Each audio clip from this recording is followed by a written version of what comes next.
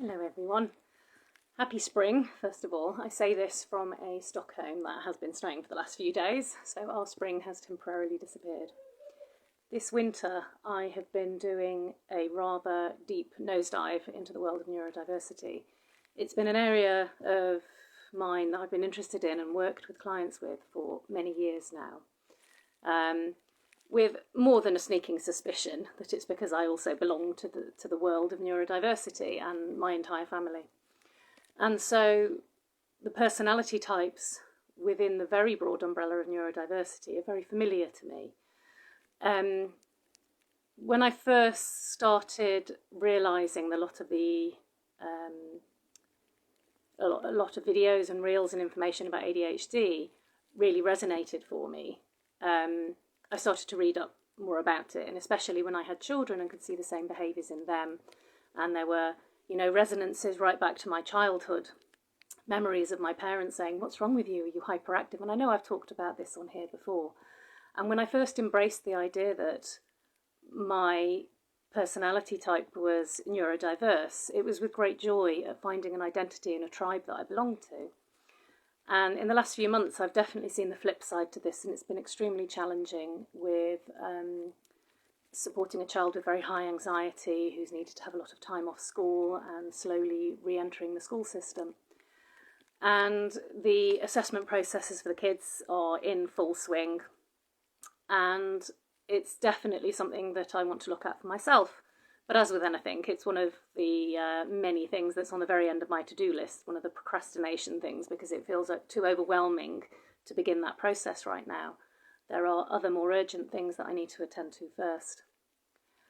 And I've been thinking a lot about what neurodiversity is, because almost everyone I have contact with either has a diagnosis of ADHD or autism, or their children do, or they're dyslexic. And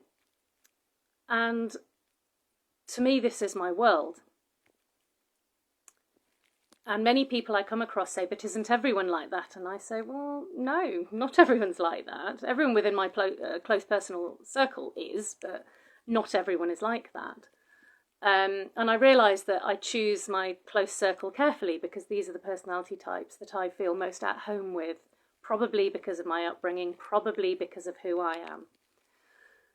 And I was having an interesting conversation with one of my brothers about neurotypical versus neurodiverse, because I'm starting to see neurodiversity as a very broad umbrella under which are a gazillion and one traits that you can't, or maybe shouldn't, diagnose specifically. So, for example, for me, I would like to see a time where, I don't even like the word diagnosis, but where for want of a better phrase, where the label is neurodiverse, and below that you have a list of the key challenges that that person experiences, and you have a list of the key potential support or modifications that that person might need in their life, whether that's at school or work or in the home.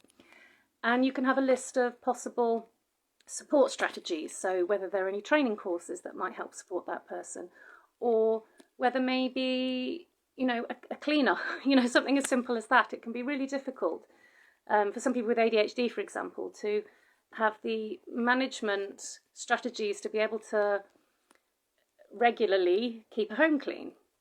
And my brother made a comment that he wondered if neurotypical was just another form of neurodiversity, that there shouldn't be any label of neurodiversity. There should just be these list of support needs and challenges that each individual has.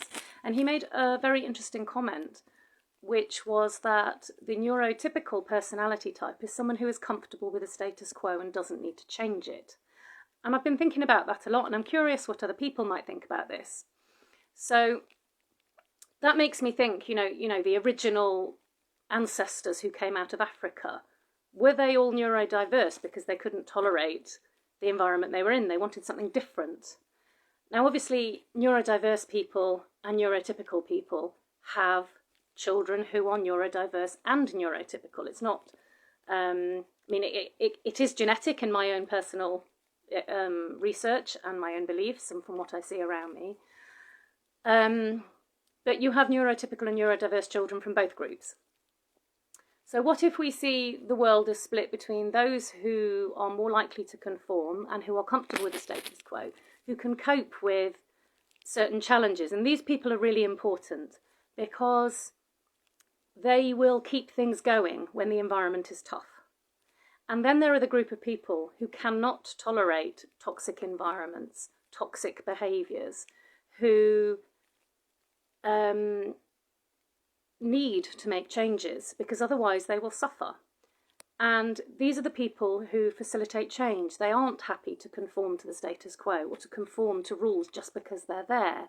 And these group of people are also really, really important because they're the ones that help to facilitate the change. They have a passion behind it, a need for the change to occur, not just a cognitive belief in change, but a real emotional attachment to needing change. So this is where I've been thinking a lot, many areas to do with neurodiversity and where it, the evolutionary need for people who are neurodiverse.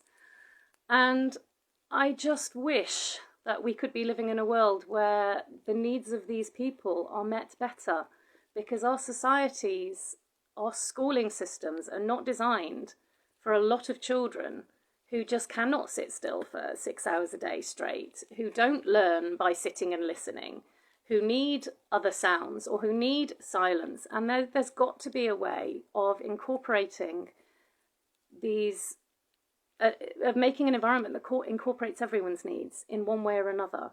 Why should it be the children that can cope with all environments that get their needs met?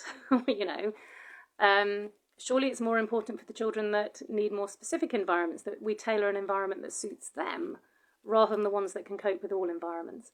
Anyway, I'm still thinking a lot about this, and I'm sure that I will post more about this in the future. But I'd be really interested to hear other people's thoughts about this, this idea.